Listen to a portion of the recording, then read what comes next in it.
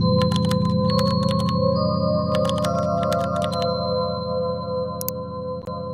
everybody, welcome back to another video. I'm hoping this video doesn't take too long to come out, but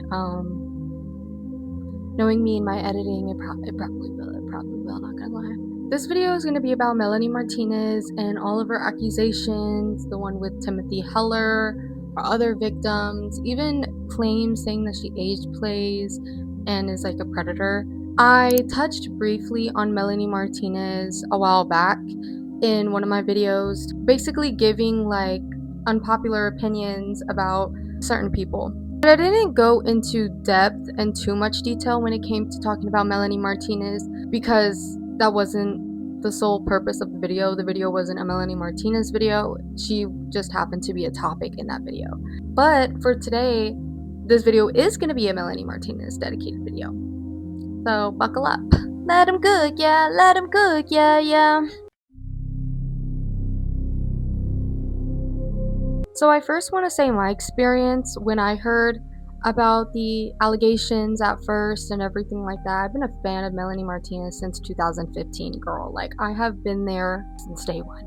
So obviously I was still heavily really into Melanie Martinez and things like that. And then the allegations came out and I was like, oh, I was like 8 or 9 years old around that time. So I didn't really know the seriousness that went in when Timothy Heller came out with the allegations and with her statement, but I knew it was bad based off of how people were reacting, and at the time I did side with Timothy, even though I didn't again really know like what was happening. I still sided with Timothy, and eventually more information came out, and at the time it was said that Timothy had admitted that she was lying and that it was all fake.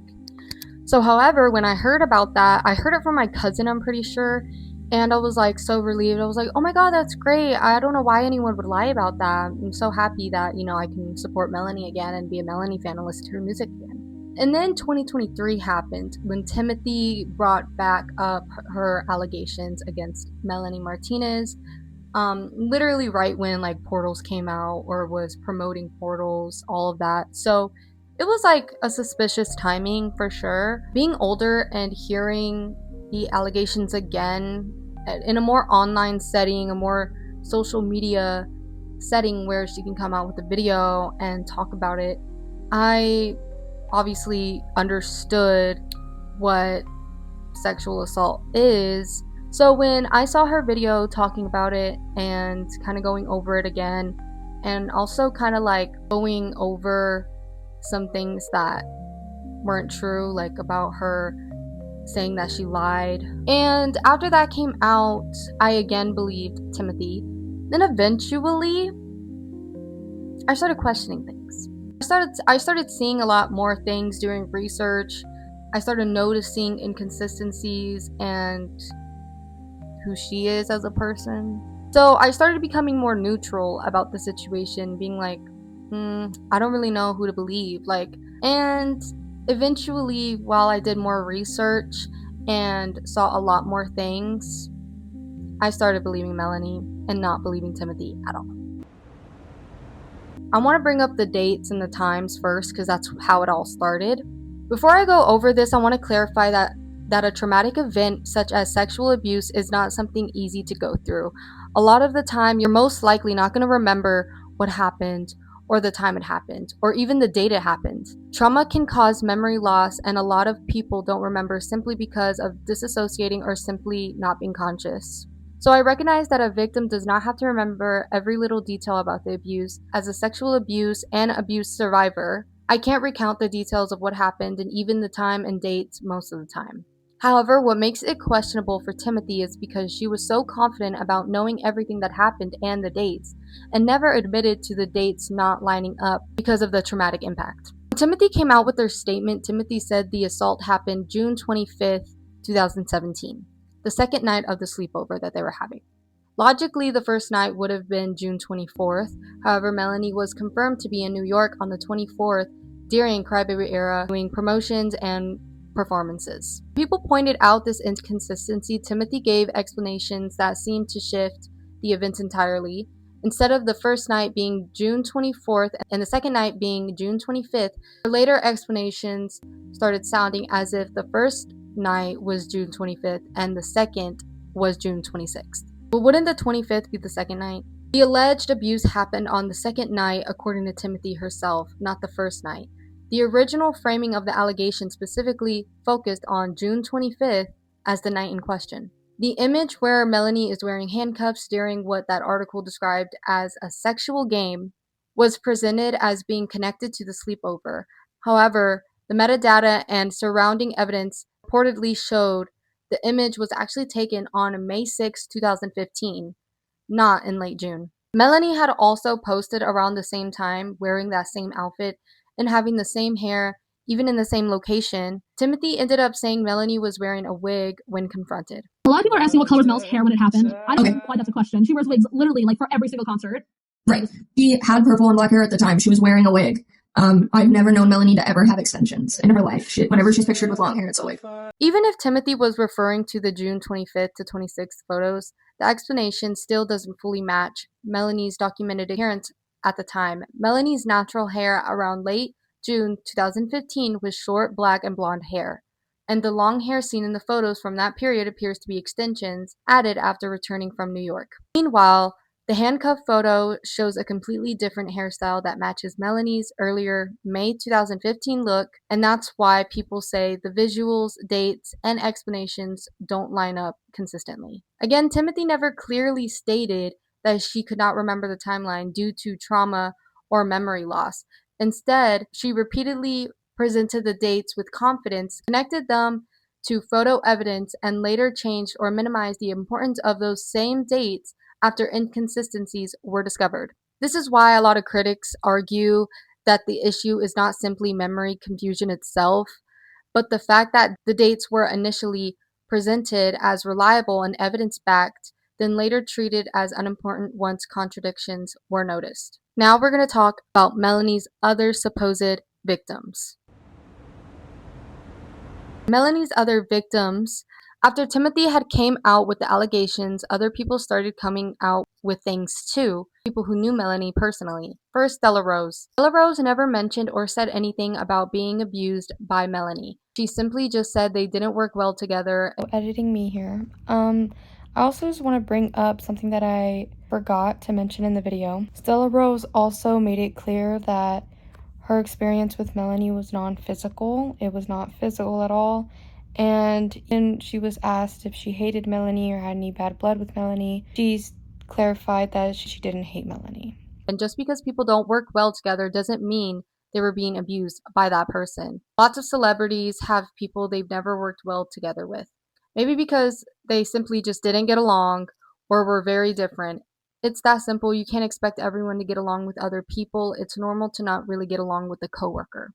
Alison Balky? Sorry if I'm saying that wrong. It's kind of the same thing with Stella Rose. They simply just didn't work well together, and they worked together since teenager years. Shit's gonna be immature and petty. Never once did she admit to Melanie abusing her. She was just saying that the same thing that Stella Rose brung up happened to her. Gina Frey. Gina confirmed herself she was never abused by Melanie. I really don't know why people are insisting she was abused when she herself said that she wasn't. And now finally, Madeline. If someone knows that another person is intoxicated and continues anyway, that would of course be sexual abuse. The problem is, though, nowhere in her statement did she say that Melanie herself knew she was intoxicated. Now that's a different story. For that situation, it's simply just miscommunication. Okay, so another thing I missed that I wanted to bring up, apparently Madeline was on ecstasy and Melanie had had a few drinks. Melanie did not know Madeline was on ecstasy, but Madeline did know that Melanie did have a few drinks and could have been tipsy or even drunk. So I do think that also still says a lot. So I feel like they both weren't sober if they decided to do that. And even if Melanie was a little tipsy, I still feel like it could be a miscommunication thing if she wasn't aware that Madeline was on ecstasy. Madeline also apparently mentions Melanie had other victims. No one ever said anything or no names were given, not even information about the supposed victims. There's just zero statements or evidence of more victims. Just because claims are popular doesn't make them true, which a lot of people need to start understanding that. I feel like a lot of Melanie Martinez haters have this savior complex where they think that they're like above everybody else and superior because they believe Timothy no matter what Timothy has done or no matter what evidence is shown. And it's not bad to believe the victim because again, I've had my fair share of believing Timothy myself. So it's not bad to believe the victim, but it's good to do research and get educated on the situation if you really did care about the situation and about the assault that supposedly happened. I'm going to be talking about Timothy's background because a lot of Timothy defenders need to hear it. Timothy defenders completely hate Melanie and bring up how Melanie is an age player or has CP or made CP, also claiming her to be a rapist. However, a lot of these people seem to ignore Timothy's actions completely. No victim is perfect. However, if you're going to hate and not support someone for something, you can't go and love and support someone that does the exact same thing, especially when there's actual evidence of it. First Timothy is racist or has said racist things in the past, so there you go. She's also had some weird encounters with minors and has done some pedophilic things. For example, she went to a child's park and posed with her chest out. She also got a minor to make an OnlyFans banner for her and talked to a minor about the abuse between her and Melanie. I do not think it's appropriate to show your breast in a child play area personally. I wouldn't see a reason to do that, not to mention she made out with a dog. Right. And I know a lot of people find that weird because a dog's mouth is dirty and has no business all up in yours. Mind you, Melanie was a teenager while Timothy was 22 years old when the situation happened. Timothy was the one who brought the alcohol, the weed, and even bought the sex game. What's that? Oh, okay. So that day we had gone to a thrift store and there was just this like silly like old like kit that was like a feather tickler and like handcuffs and like those dice that say like kiss leg and those things. And I was like, oh my god, that's so funny. Like, let's get it, you know? Melanie was also the only one you can see in a very vulnerable position in the photo. She was the one blindfolded and cuffed. And to make it worse, we don't even know if Melanie knew Timothy was taking a picture of Melanie in that position. No way in the photo did Melanie look like she was dominating the situation or that she was in control. Everything that happened was because of Timothy. It's very clear she was the one in control of the whole situation. A lot of people also bring up that Melanie confirmed they did something by saying she never said no, which is abuser words. However, a lot of people are taking what she said out of context and making it seem worse than it is. Throughout this statement, you can see Melanie's intentions when making the post, talking purely about their friendship, nothing sexual or romantic. Melanie said she never said no to the things we chose to do together, simply meaning what it says. They both had a say in whatever they would do together. They both had a choice. No, Timothy was never pressured or didn't have a choice.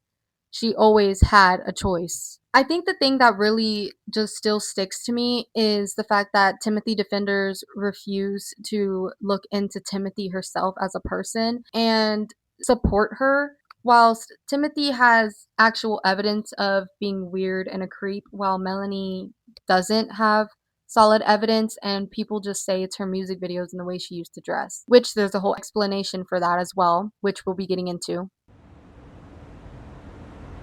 A lot of people say Melanie Martinez is an age player, and this one is just simply so easy to debunk because it only has to do with her career of why she dressed that way. A lot of people say she's age playing because she's wearing cute clothes with pastel colors and pinks and all of that, and I'm sorry, but that is not age play, which a lot of people have mistaken that a lot recently. But cute clothes isn't just targeting Melanie. Although Melanie does get accused for wearing cute clothes and hated, but people think wearing pastel pink cute clothes are age players. So it's a very common thing already, especially with women who aren't pale. They get judged and accused of age playing or even whitewashing themselves. That's a topic for another day. People completely throw out the meaning of age play. If you wear cute pastel clothes, you're age playing. If you like pink, you're age playing. If you like stuffed animals, you're age playing. Let's look at the actual meaning of age play, shall we? Age play is a form of role play between consenting adults where one or more participants act as a different age than their actual age, most commonly pretending to be a young child, infant, or teenager. Now, I do think age playing is weird and is definitely just hidden pedophilia. However, cute clothing, pastel colors, and liking pink and cute styles isn't age playing. It's simply liking cute things. A lot of people can't comprehend that cute things, cute styles, and pastel colors aren't just for children, but for anybody. For her CP allegations, this one's going to be easy to clear up. The CP drawing that people are referring to are the Crybaby concept art. Her Crybaby era was supposed to be dark traumatic themes under a childlike pastel tone, so it mixes the both, which I find creative. A lot of the songs under this album is her telling her experience through her songs, and for other songs telling others experiences dealing with childhood trauma. You don't have to like it, and you can find the concept weird, and it's not for everybody, but it is definitely not CP nor age play. A small mention I'll cover is her having binkies in her mouth during that era.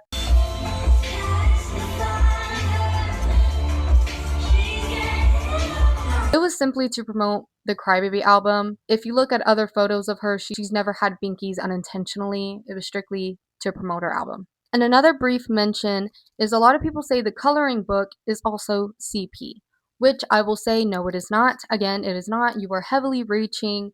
I have this same coloring book. I have this coloring book. Do I have it with me right now? No, so unfortunately I can't show it, but I can show the image. There is nothing sexual about this image. I've had this coloring book for years, since like 2019. I never found this book sexual or weird or anything like that. I never found it sexualizing children or anything. So I don't know where people got that from, especially since this is a new thing that people are bringing up, because back then nobody cared or brought that up or even thought about that. So I don't know where it came from.